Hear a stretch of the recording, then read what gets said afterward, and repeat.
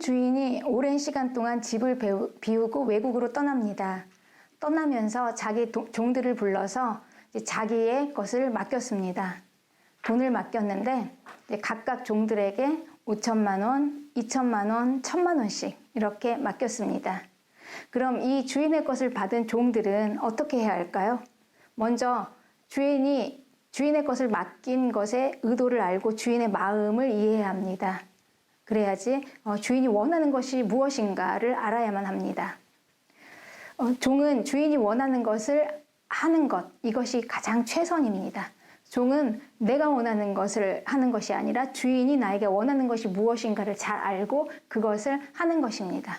그러니 당연히 맡긴 자의 마음은 어떻겠습니까? 그건 이익을 남기는 것이죠. 이익을 원합니다. 사업의 가장 큰 목적은 이익입니다. 돈이 벌어져야 합니다.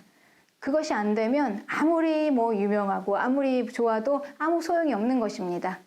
종들은 주인의 돈을 맡았으니 이제 그걸 가지고 주인이 올 때까지 열심히 그 돈으로 주인의 사업을 하면서 최대한 이익을 많이 남겨야 하는 것입니다. 열심히 그리고 성실하게, 이것이 충성입니다. 그럼 주인이 종에게 원하는 것은 무엇일까요? 오직 이것뿐입니다. 충성. 주인과 종의 관계에서 충성하는 것, 이게 바로 종이 주인을 위해 할 수 있는 가장 최고이고 최선의 것이며, 이제 충성하는 종이 바로 주인에게는 가장 좋은 종인 것입니다. 고린도전서 4장 2절에는 맡은 자에게 구할 것은 충성이다라고 말씀하고 있습니다. 주인은 우리의 외모가 얼마나 좋으냐, 실력이 있냐, 학벌이 있냐, 똑똑하냐, 이걸 원하는 것이 아니고요. 자기가 시키는 그대로 그냥 성실하게 책임감 있게 충성하는 것, 이거 하나를 원하는 것입니다. 충성은 눈가림이 아닙니다. 충성은 마음, 진정한 마음에서 우러나서 하는 것이기 때문에 그건 얼렁뚱땅 넘어갈 수 있는 것도 아닙니다. 그 진정한 마음에서 우러나오는 이 정성은 자기의 책임을 다하면서 주인이 오기를 기다리는 것이죠. 이런 종을 주인은 가장 기뻐하겠죠. 그럼 멀리 떠난 주인은 반드시 돌아오십니다. 언제인지는 모르지만 때가 되면 주인은 오는 것입니다. 왜냐하면 자기의 것을 맡겼잖아요. 그러니까 맡겼으니 이제 맡긴 자들에게 결산하러 오시는 것입니다. 주인은 자기 것을 맡긴 종들에게 결산하려고 오는데 제일 먼저 도착하면 종들을 다 불러 모읍니다. 그래서 결산을 합니다. 얼마나 이익을 남겼는가 이제 계산을 해보는 것이죠. 그때 5천만 원 받은 종은 그 5천만 원을 남겼습니다. 그리고 2천만 원 받은 종은 그 이외에 원금 이외에 또 2천만 원을 남겼습니다. 그러니 배를 남긴 것이죠. 각각 자기가 받은 대로 남겼는데 많이 받은 자는 많이 남기고 그리고 적게 받은 자는 조금 남겼습니다. 그러니 우리는 5천만 원을 남겼나 2천만 원을 남겼나 얼마를 남겼나 이게 중요한 게 아니고요. 얼마를 받았으며 그거에 2배씩을 남겼는가가 중요한 것입니다. 그러면 종들은 자기의 책임을 충실하게 잘한 것입니다. 그것이 맞는 계산법입니다. 받은 대로 남기는 것. 그들은 열심히 주인의 사업을 해서 주인의 것을 2배로 남겼습니다. 주인은 아주 기분이 좋았습니다. 그리고 이렇게 칭찬합니다. 잘했다. 수고했다. 주인은 그 종들이 착하고 충성된 종이라고 인정해주면서 이제 이렇게 주인을 위해서 충성하는 종들을 보고 앞으로 계속해서 주인과 함께 동역자로 일을 하자. 그러면서 자기 사람으로 대우해 줍니다. 이게 바로 주고 오고 가는 이런 마음입니다. 주인에게는 이런 종들이 귀한 것입니다. 주인은 공평하십니다. 어떤 사람에게는 5천만 원을 주고 어떤 사람에게는 2천만 원, 어떤 사람에게는 1천만 원 이렇게 각각 그 사람의 분량대로 주는 것입니다. 왜 나에게는 이렇게 적게 주었나라고 할 게 없습니다. 어차피 많이 받은 자에게는 주인이 많이 요구할 것이고 그리고 적게 받은 자에게는 적게 요구할 것이기 때문입니다. 저 사람은 잘나서 재능이 많고 건강도 많고 돈도 많고 참 가진 것이 많은 것 같은데 왜 이렇게 나는 받은 게 없지? 그러나 이게 불공평일까요? 많이 받으면 우리는 그 주신 분에게 더 그만큼 내가 받은 만큼 더 드려야 하는 것입니다. 그렇기 때문에 내가 많이 받았다고 해서 주인에게 뭐 더 우대받는 것은 아닙니다. 우리가 받은 것에는 분명히 책임이 따릅니다.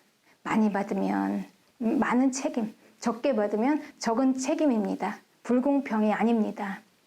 하나님은 우리에게 우리의 그릇대로, 분량대로, 은사대로 이렇게 다 크기가 다르기 때문에 그냥 각기 그 가지고 있는 만큼 주신 것입니다.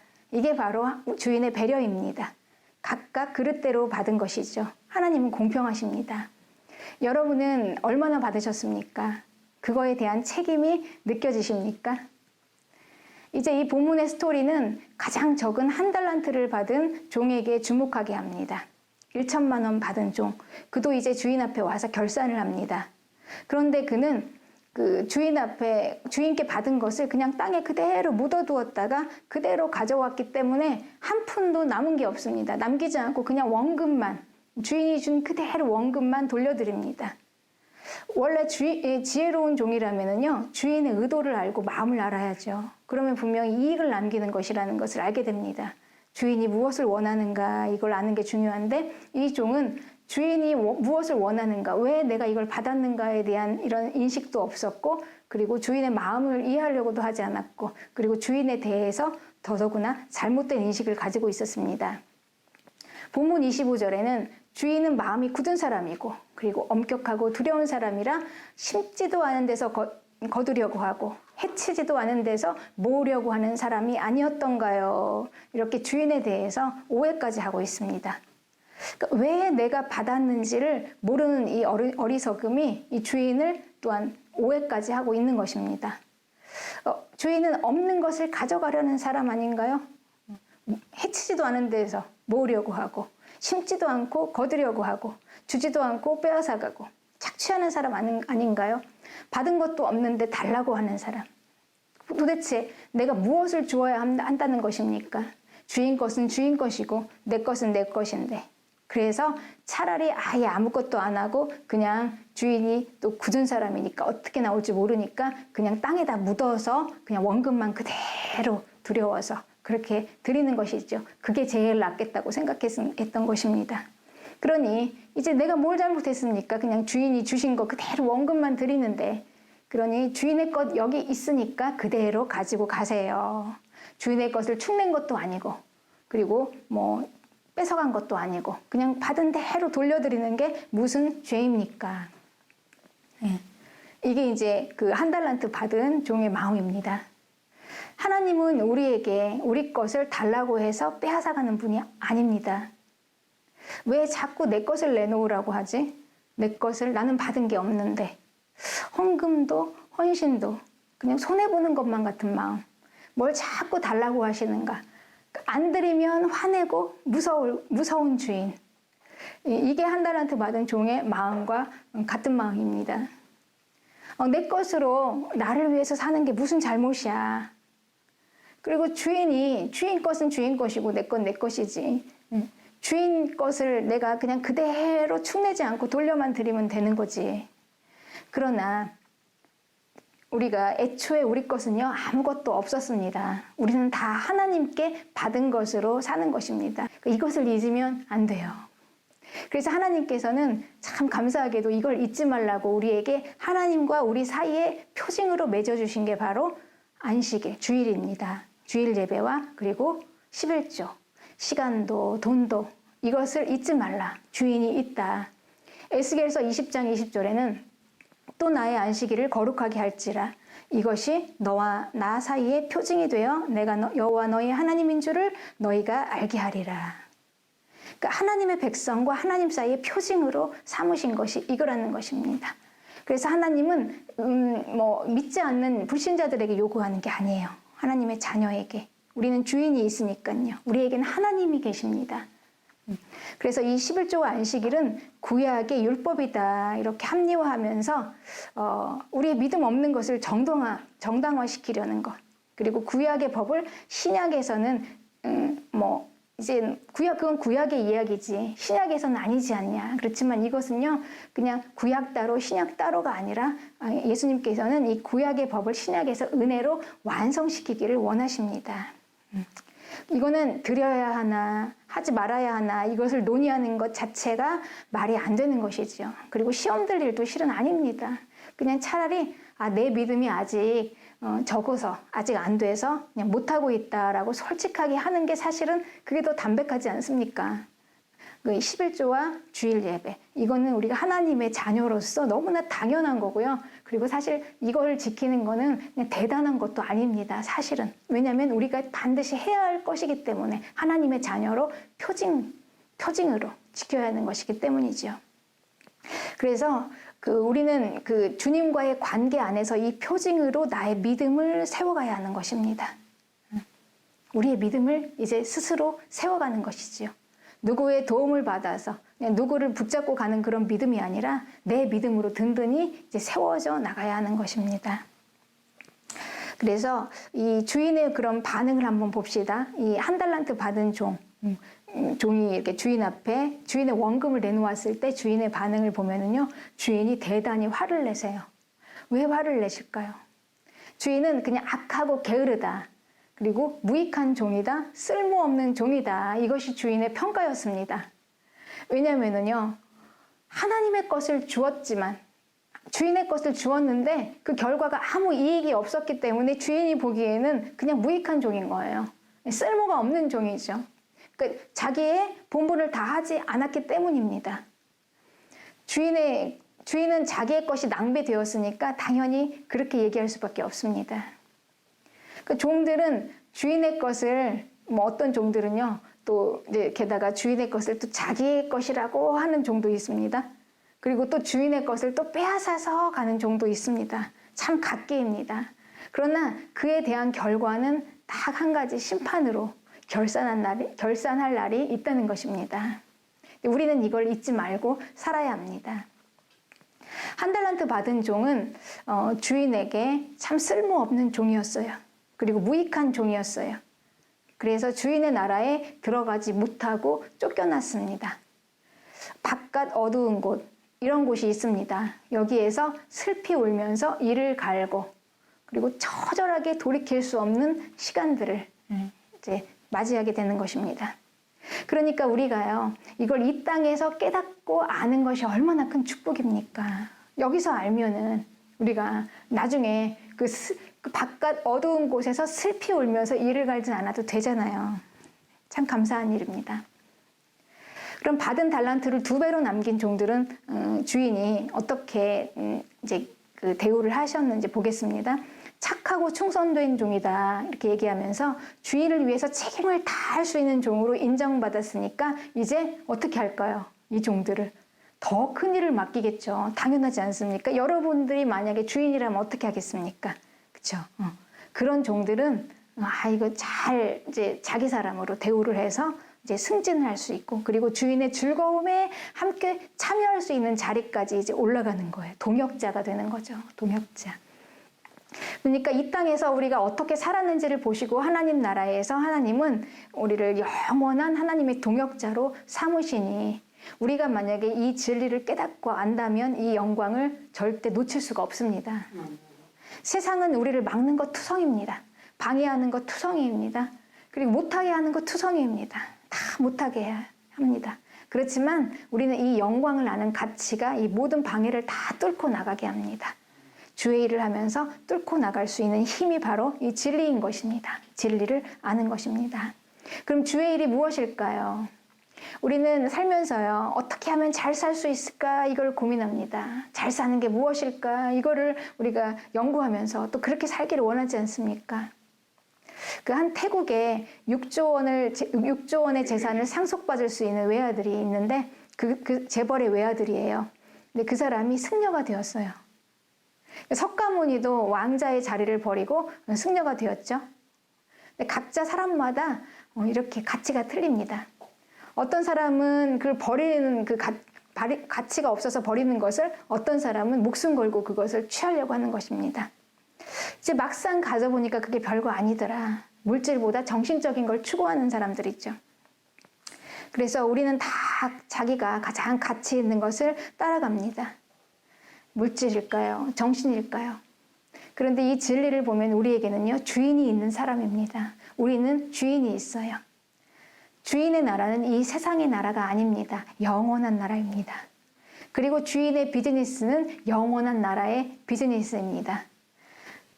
하나님께서 우리에게 맡기고 가신 일들이 그냥 이 세상 것이겠습니까? 여기에서 잘 먹고 잘 살고 여기에서 뭘 건설해라 이런 건 아닐 것이 분명하지 않습니까? 하나님 나라의 것이겠지요. 그분의 것이니까요. 그 하나님 나라의 일을 위하여 가장 큰 게 바로 영혼 구원입니다. 하나님 나라의 일을 위하여 우리에게 그 비즈니스를 맡긴 것입니다. 영원한 나라의 비즈니스. 그것을 위해서 분량대로 우리에게 주신 것입니다. 어떤 사람에게는 10달란트, 어떤 사람에게는 5달란트, 그리고 어떤 사람에게는 1달란트 이렇게 맡긴 것이지요. 우리는 그것을 은혜로 주인에게 받았고 그걸로 사는 것입니다. 이 본문의 스토리는 우리에게 아주 명확하게 우리의 인생의 목적이 무엇인지 그리고 가장 큰 가치가 무엇인지를 가르쳐주고 있습니다. 내 마음대로 사는 게 아닙니다. 종은 자기 마음대로 할 수 있는 게 아니에요. 좋은 종은요. 주인이 원하는 것을 하는 거죠. 하라는 대로 그냥 그대로 하면 되는 것입니다. 그러니까 주인의 비즈니스를 위해서 많은 이익을 남기기 위해서 사는 것이 우리가 이 세상에서 사는 가장 큰 목적인 것을 믿으시기 바랍니다. 우리의 사는 목적은 그러니 소명을 이루는 삶이 여러분 이게 가장 가치가 있는 삶이 아니겠습니까? 그리스도인은 태어난 김에 사는 게 아닙니다. 이렇게 분명한 목적이 있습니다. 그것도 아주 명확한 목적입니다. 사복음서에서는 하나님은 우리에게 인생이라는 시간을 두고 그 시간 동안 어떻게 살았느냐에 대해서 책임을 묻고 심판하신다고 경고하십니다. 비유로 말씀하십니다. 예수님 믿고 영접해서 하나님의 자녀가 된 것, 거기가 끝이 아니라는 것입니다. 바로 우리에게는 이 하나님의 자녀가 된 이후의 삶이 있습니다. 그 삶이 우리가 받은 구원을 증명하고 또 우리의 삶의 내용이 심판이 되고 결산의 것들이 된다는 것입니다. 이 들을 귀가 있는 자가 들을 이야기입니다. 그래서 이 인생은 천국을 준비하는 장소입니다. 하루하루의 시간은 결산보고를 할 내용들. 그러니 그리스도인의 삶은 그냥 태어난 김에 사는 것이 아닙니다. 아주 명확한 목적이 있습니다. 그 결과로 결산할 날이 분명히 있는 것입니다. 그러나 세상은 호락호락하게 우리를 내어주지 않습니다.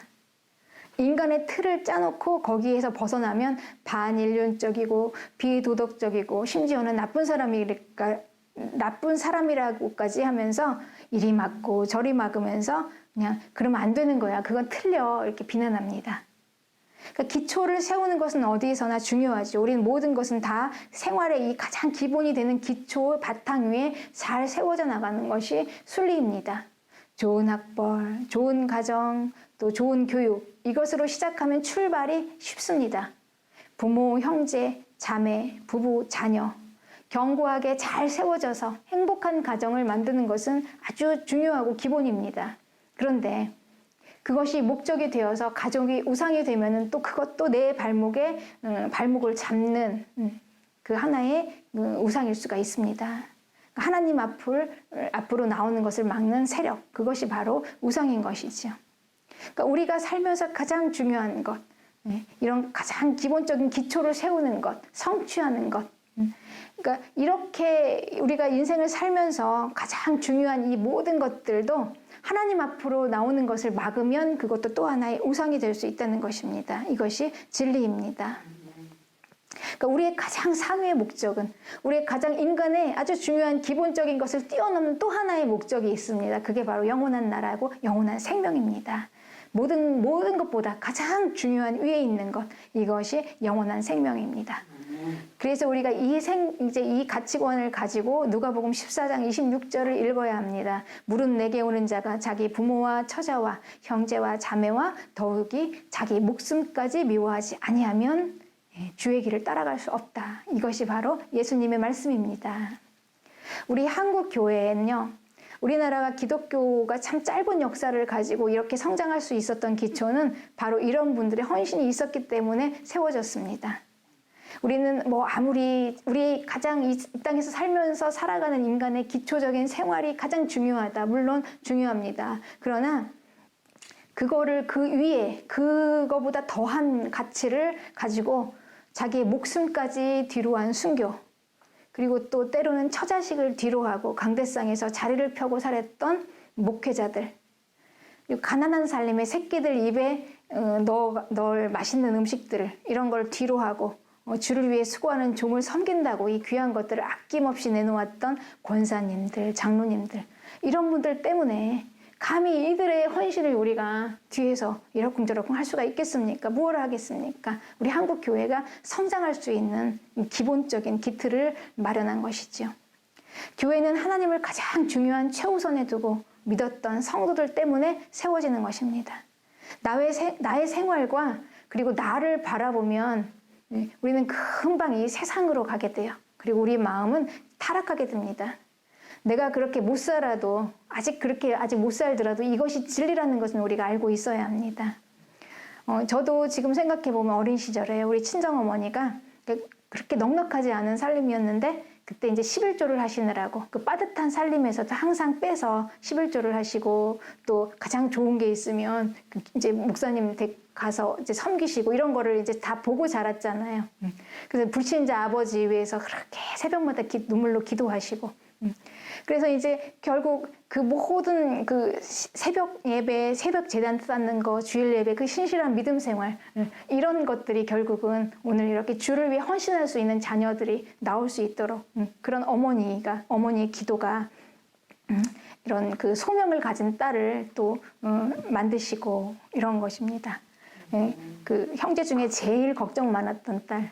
제일 기도 많이 했던 딸, 이제 결국은 이제 그런 자녀들이 또 주를 위해 헌신하게 되는 것이죠. 그날이 언제 올지는 모르지만 그날이 오면 원도 한도 없이 후회하지 않고 주인 되신 하나님께 잘했다, 칭찬받는 삶이 되시기를 주님의 이름으로 축복합니다.